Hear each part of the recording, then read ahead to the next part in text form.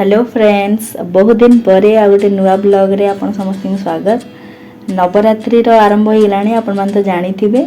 आ ये नवरात्रि रे मां को दर्शन जदि न कले ताले केमती हबो। आसंतु मां को मंदिर बुली जिबा आ मां को दर्शन करबा।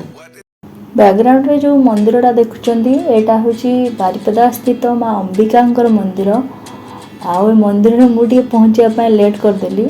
बहुत आगु भक्त मैंने आसी जेहेतु नवरात्रि चली दीप धूप प्रदान कर माँ को मु भी जाए दीप धूप प्रदान कर सारापर देखुची माँ को स्तुति लिखा जाती किसी समय अटकी गली।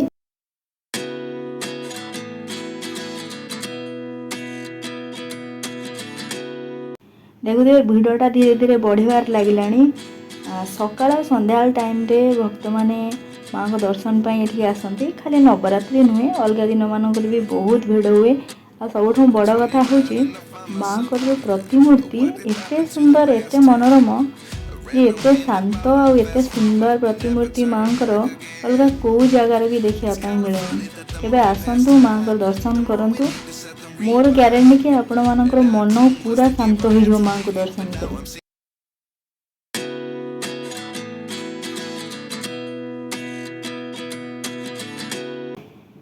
ये जो बरगछटे आपण मैंने देखुं बरगछरे मानसिक बांधती दूर दूरांतर जो भक्त मैंने आसती माँ को निकट में निजर मनर भावना से प्रकाश करती एवं माँ को उद्देश्य ही सारा बंधा जाए। माँ जमी मनस्कामना पूरण करंतु।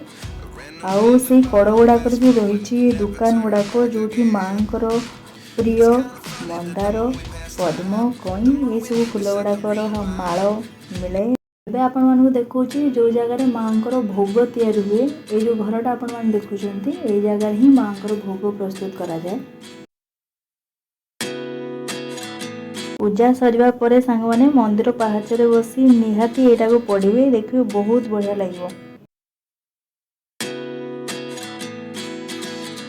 माँ को पूजा कर सारा परे मोर पर्सनल फेवरेट जगह माँ को मंदिर रे प्रसाद सेवन जोट करा जाए। तो मु प्रसाद नहीं आसी सारी प्लेट भी नहीं आसी सारी। एवं खाइबा जहाँ बाकी अच्छी आपण मानक भी अनुरोध आसतु माँ को दर्शन करंतु। आ टेस्टी प्रसाद खाइबार भी सुजोटा को हाथ छड़ा करंतुनी।